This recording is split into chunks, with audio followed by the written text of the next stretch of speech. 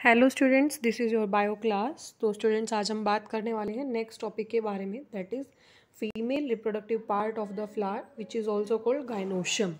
तो स्टूडेंट्स, अगर हम सबसे पहले बात करें जो गाइनोशियम है, सबसे फर्स्ट लेक्चर में ही मैंने आपको बताया था जो गाइनोशियम है वो फीमेल रिप्रोडक्टिव पार्ट है जो फ्लावर को उसे रिप्रेजेंट करता है, और एंड्रोशियम मेल रिप्रोडक्टिव पार्ट को रिप्रेजेंट करता है। तो अगर हम बात करें यहाँ पर, जैसे स्टेमन मेल रिप्रोडक्टिव पार्ट को वहाँ रिप्रेजेंट कर रहा था, ऐसे ही यहाँ पर जो पिस्टिल टर्म है हम यूज़ करने वाले हैं फीमेल पार्ट के लिए। तो जो पिस्टिल है बच्चों, वो गाइनोशियम के अंदर प्रेजेंट होगा। अगर गाइनोशियम के अंदर सिंगल पिस्टिल है तो उस कंडीशन को हम कहेंगे मोनोकार्पलरी, और अगर more than one pistil present है तो उस कंडीशन को कहेंगे हम मल्टीकार्पलरी। अब मल्टीकार्पलरी की भी फर्दर टू कंडीशंस आएंगी, एक फ्यूज्ड फॉर्म और एक फ्री फॉर्म। एक फ्यूज्ड फॉर्म और एक फ्री फॉर्म। अगर सभी के सभी जो पिस्टिल हैं वो फ्यूज्ड फॉर्म में है तो उसे हम कहेंगे सिनकार्पस, और सभी के सभी हमारे पिस्टिल्स अगर फ्रीली प्रेजेंट हो तो उसे हम कहेंगे एपोकार्पस। यहाँ डायग्राम के थ्रू हम एक बार इस कंडीशन को समझ लेते हैं। यहाँ पर जो डायग्राम हमें गिवन है, ये जो कंडीशन है स्टूडेंट्स, यहाँ पर जो पिस्टिल है वो फ्यूज्ड फॉर्म में है, इसीलिए जो ये कंडीशन रहेगी दैट इज़ कॉल्ड सिनकार्पस। और यहाँ जो हमारे पिस्टिल हैं वो फ्रीली फॉर्म में प्रेजेंट हैं, तो यहाँ जो कंडीशन रहेगी वो एपोकार्पस रहेगी। फर्दर अगर हम डायग्रामेटिक व्यू ही एक बार समझे तो स्टूडेंट्स, जो पिस्टिल है इसके तीन पार्ट्स बेसिकली रहते हैं main, that is stigma, style and ovary. तो जो यहाँ पर स्टिग्मा है ये हम कह सकते हैं कि लैंडिंग प्लेटफॉर्म होता है कहीं ना कहीं पॉलन ग्रेन्स के लिए। जो पॉलन ग्रेन्स हैं स्टेमन से जो स्टेमन के अंदर जो एंथर है वहाँ पोलन ग्रेन्स की जो फॉर्मेशन होगी वो स्टिग्मा पर यहाँ लैंड करेंगे, जिस प्रोसेस को हम पॉलिनेशन कहेंगे। आगे फर्दर हम डिस्कस करेंगे। उसके बाद स्टाइल है जो कहीं ना कहीं जो मेल गैमेट्स उन्हें कैरी करता है टू ओवेरी। यहाँ पर ये ओवेरी प्रेजेंट है।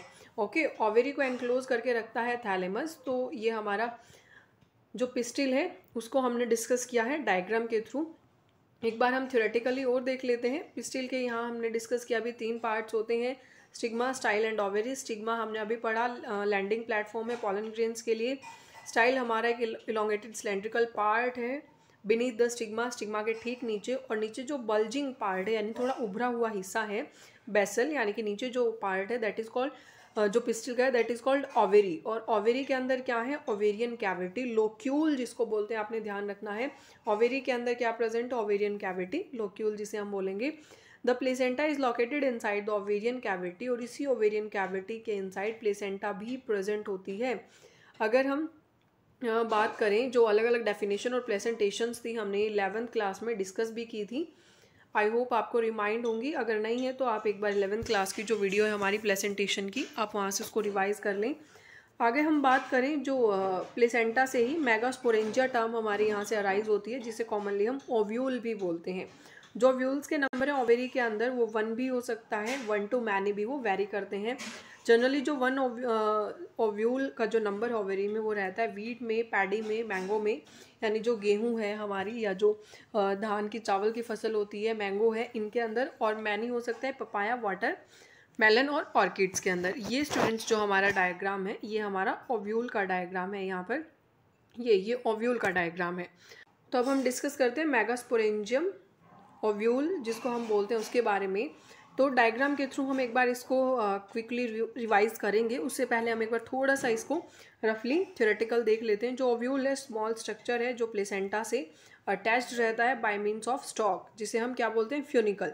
तो यहाँ हम अगर डायग्राम को भी साथ में कंपेयर करें, यहाँ पर यह आप देख सकते हैं ये है फ्यूनिकल। ये जो पार्ट है ये फ्यूनिकल है जो कहीं ना कहीं ओव्यूल को अटैच करके रखता है प्लेसेंटा से। ये एक स्टॉक लाइक स्ट्रक्चर है जिसे हमने क्या नाम दिया है, फ्यूनिकल। जो बॉडी है ओव्यूल की वो फ्यूनिकल के साथ, जो ओव्यूल की पूरी बॉडी है वो फ्यूनिकल के साथ फ्यूज होती है एक ऐसे पार्ट पर, यानी कि ये पूरा ओव्यूल है ये फ्यूज करता है फ्यूनिकल से ऐसे पार्ट पर, जिसे हमने क्या बोल दिया, हाइलम, जिसे हम क्या बोलते हैं, हाइलम बोलते हैं। और हाइलम हमारा रिप्रेजेंट करता है, हाइलम रिप्रेजेंट करता है एक जंक्शन को जो किसके बीच में है, फ्यूनिकल और ओव्यूल के बीच में। इस ओव्यूल और फ्यूनिकल के बीच में जो जंक्शन है उसे हम क्या कहेंगे, हाइलम कहेंगे। उसके बाद अगर हम बात करें, यहाँ पर ओव्यूल के 2 प्रोटेक्टिव एनवेलप्स भी होते हैं जिसे हम इंटेग्यूमेंट्स बोलते हैं, यानी कि जो आउटर कवरिंग्स है, एक आउटर इंटेग्यूमेंट है और एक इनर कवरिंग है जिसे हम इनर इंटेग्यूमेंट बोलते हैं। तो यहाँ पर 2 प्रोटेक्टिव एनवेलप्स हैं। उसके बाद जो इंटेग्यूमेंट्स हैं ये एनसर्कल करके रखते हैं इंटरनल पार्ट को, दैट इज़ कॉल्ड न्यूसेलस। ये हमारा पार्ट है न्यूसेलस। उसके बाद जो इंटेग्यूमेंट्स हैं न्यूसेलस को इन्होंने एनसर्कल किया, सिर्फ एक टिप होती है जहाँ पर ये इसको कवर अप नहीं करते, जिस टिप को हम बोलते हैं माइक्रोपाइल। ओके, जिसे हम क्या बोलते हैं, माइक्रोपाइल बोलते हैं। ये थ्योरेटिकली भी हम साथ साथ कर रहे हैं स्टूडेंट्स यहाँ से। ओके, तो इस टिप को हम क्या कहेंगे, माइक्रोपाइल, जहाँ से इंटेग्यूमेंट्स ने इस एरिया को कवर अप नहीं किया है। और माइक्रोपाइलर एंड के ठीक अपोजिट, ये टर्म बहुत इंपॉर्टेंट है, माइक्रोपाइल के ठीक अपोजिट कौन सा एंड प्रेजेंट होता है, चैलेजल पॉल। चैलेजल एंड जिसका प्रेजेंट होता है जो ओव्यूल के बेसल पार्ट को रिप्रेजेंट करता है। तो यहाँ पर ये चैलेजल पॉल है, ठीक अपोजिट माइक्रोपाइलर पॉल या माइक्रोपाइलर एंड यहाँ रहता है। ये दोनों स्टूडेंट्स याद रखना हमेशा एक दूसरे के अपोजिट होते हैं। वैसे ओव्यूल की भी डिफरेंट पोजीशंस होती हैं, जो हाइलम फ्यूनिकल और चैलेजल पॉल, इन सब के जो केस में अगर हम बात करें, इनके कॉन्टेक्स्ट में वैरी करती हैं वो, लेकिन हमेशा ध्यान रखना माइक्रोपाइल और चैलेजल पोल हमेशा एक दूसरे के अपोजिट ही मिलेंगे। ओके, तो इस तरीके से हमारा ये जो पार्ट है कंप्लीट हो जाता है। यहाँ जो न्यूसेलस के अंदर है जो ये पार्ट रहेगा, ये हमारा रहेगा एम्ब्रियो सैक। एम्ब्रियो सैक के अंदर की जो डिस्क्रिप्शन है वो हम अभी आगे डिस्कस करते हैं। इंटेग्यूमेंट्स के अंदर जो मास ऑफ सेल्स, उसको हमने न्यूसेलस कहा। Cells of nucellus have abundant reserve food material, बहुत ज़्यादा मात्रा में इसके अंदर फूड मटेरियल रिजर्व फॉर्म में मिलता है। न्यूसेलस के अंदर ही बच्चों प्रेजेंट होता है एम्ब्रियो सैक, जिसे फीमेल गैमेटोफाइट भी कहा जाता है। Ovule generally has a single embryo sac form from a megaspore. तो ओव्यूल के अंदर जनरली एक ही सिंगल एम्ब्रियो सैक होता है, जो जनरली बना हुआ होता है एक मेगास्पोर से। अब हम बात करने वाले हैं जो हमारी मेन प्रोसेस है, दैट इज़ मेगास्पोरोजेनेसिस। तो मेगास्पोरोजेनेसिस क्या होती है, जो प्रोसेस है formation of megaspore from the megaspore mother cell. इसको MMC भी आपको कई जगह शॉर्ट फॉर्म में लिखा हुआ मिलेगा, तो कंफ्यूज मत होना। ये मेगास्पोर मदर सेल्स होती हैं। Process of formation of megaspores from the megaspore mother cell is called megasporogenesis. यानी कि अगर हम बात करें यहाँ पर मेगास्पोर्स की फॉर्मेशन ही क्या है, megasporogenesis. Genesis stands for somewhere formation. Okay, तो फॉर्मेशन यहाँ हो गई किसकी, मेगास्पोर्स की। ओव्यूल जनरली डिफ्रेंशिएट करते हैं सिंगल मेगास्पोर मदर सेल से माइक्रोपाइलर रीजन के अंदर। ये डायग्राम को हम डिस्कस करेंगे अभी फर्दर, ठीक है। तो जो न्यूसेलस का माइक्रोपाइलर रीजन है वहाँ पर जो है डिफ्रेंशिएशन होगा। उसके बाद it is a large cell containing dense cytoplasm and a prominent nucleus. अब ये काफ़ी लार्ज सेल हम कह सकते हैं होती है, जिसके अंदर काफ़ी अमाउंट में डेंस साइटोप्लाज्म भी प्रेजेंट है, और साथ में प्रोमिनेंट यानी कि वेल डिफ्रेंशिएटेड या विजिबल जो क्लियरली हो वो न्यूक्लियस भी प्रेजेंट यहाँ होता है। उसके बाद जो MMC सेल्स हैं मेगास्पोर मदर सेल्स, उनके अंदर मियोटिक डिवीजन होगा। अब मियोटिक क्यों हो रहा है ये आपको कंसेप्ट क्लियर होना चाहिए, लास्ट वीडियो में भी मैंने डिस्कस किया था। ओके, क्योंकि गैमेटिक डिवीजन है। तो यहाँ पर स्टूडेंट्स एक क्वेश्चन है कि इंपॉर्टेंस क्या होगी MMC की अंडरगोइंग मियोसिस। देखो, गैमेट्स की प्लॉइडी को मेंटेन करने के लिए बहुत ज़्यादा इंपॉर्टेंट है, क्योंकि गैमेट्स की प्लॉइडी हमेशा मियोटिक डिवीजन से ही यहाँ मेंटेन रहेगी। मियोसिस से अब क्या होगा, जो 4 मेगास्पोर्स हैं इनकी फॉर्मेशन यहाँ पर हो जाएगी। ओके, तो इस तरीके से यहाँ पर ये फॉर्मेशन होगी। तो हम डायग्राम के थ्रू एक बार इसको डिस्कस करते हैं। जो हमारा ये पार्ट शो करता है, ये पार्ट हमारा रिप्रेजेंट करता है ओव्यूल को, जिसके अंदर लार्ज मेगास्पोर मदर सेल यहाँ पर प्रेजेंट है। अब क्या होगा स्टूडेंट्स, यहाँ पर जो लार्ज मेगास्पोर मदर सेल है इसके अंदर डिवीज़न होगा, ठीक है। यहाँ पर ये 2 सेल्स में डिवाइड हो जाएगी। उसके बाद यहाँ पर कंडीशन आएगी मेगास्पोर टेट्राड, यानी कि फर्दर 4 सेल्स की यहाँ फॉर्मेशन होगी। अब थ्योरेटिकली भी हम एक बार डिस्कस करेंगे। आपने ध्यान रखना है जो ये ऑलमोस्ट जो एंजियोस्पर्म्स हमारे रहते हैं ऑलमोस्ट फ्लावरिंग प्लांट्स के अंदर, जो एक ही इनमें से मेगास्पोर फंक्शनल रहता है और बाकी के जो 3 मेगास्पोर्स हैं वो डीजेनरेट कर जाते हैं, और जो एक ही फंक्शनल मेगास्पोर है फर्दर वो किस में डेवलप करता है, फीमेल गैमेटोफाइट में, यानी कि एम्ब्रियो सैक में वो फर्दर आगे डिवीज़न करता है, ठीक है। तो अगर हम यहाँ समझें, ये था हमारा पूरा मेगास्पोर, किस तरह से मेगास्पोर टेट्राड की फॉर्मेशन हुई। अब जो फंक्शनल मेगास्पोर है वो डेवलप होगा किसके अंदर, एम्ब्रियो सैक के अंदर। एम्ब्रियो सैक की अब कंडीशंस है, ये 2, 4, 8 न्यूक्लिएटेड कंडीशंस हमारी हैं। उसके बाद ये हमारे एक टोटली मैच्योर एम्ब्रियो सैक के अंदर कन्वर्ट हो जाएगा। तो ये डायग्राम है, ये रिप्रेजेंट करता है कंप्लीट मैच्योर एम्ब्रियो सैक को। जो मैच्योर एम्ब्रियो सैक है उसके अंदर अगर हम बात करें तो यहाँ पर चैलेजल एंड है, ठीक इसके अपोजिट ये माइक्रोपाइलर एंड रहेगा। चैलेजल एंड के टूवर्ड्स स्टूडेंट्स 3 हमारी यहाँ पर एंटीपोडल्स प्रेजेंट होंगी और हर एक जो सेल है वो यूनिन्यूक्लिएटेड कंडीशन में होगी, यानी कि हर सेल के अंदर सेपरेट सिंगल न्यूक्लियस प्रेजेंट होगा। ऐसे अगर हम बात करें जो माइक्रोपाइलर एंड के टूवर्ड्स है, यहाँ भी 3 सेल्स प्रेजेंट होती हैं।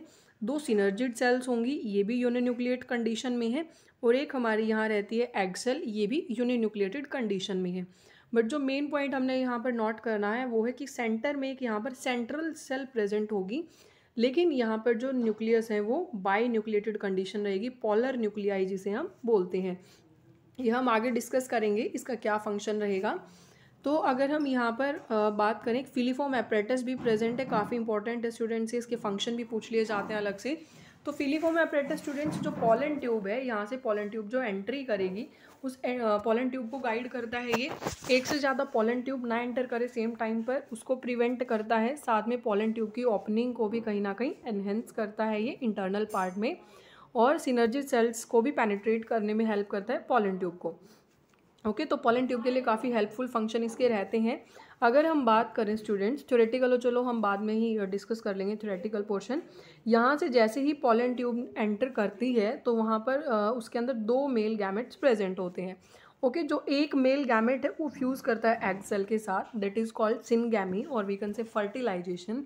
सेम टाइम पर जो दूसरा गैमेट है वो फ्यूज़ अगर कर जाता है इन सेल्स के साथ, पोलर न्यूक्लियाई के साथ। ओके, इन केस जो सेकंड गैमेट है वो पोलर न्यूक्लियाई के साथ अगर फ्यूज़ करेगा तो उस कंडीशन में हम क्या कहेंगे, इसे हम क्या कहेंगे, ट्रिपल फ्यूज़न। उसे हम क्या कहेंगे, ट्रिपल फ्यूज़न, क्योंकि एक न्यूक्लियस यहाँ है और 2 न्यूक्लियस ये हैं, तो उस कंडीशन को हम कहेंगे ट्रिपल फ्यूज़न।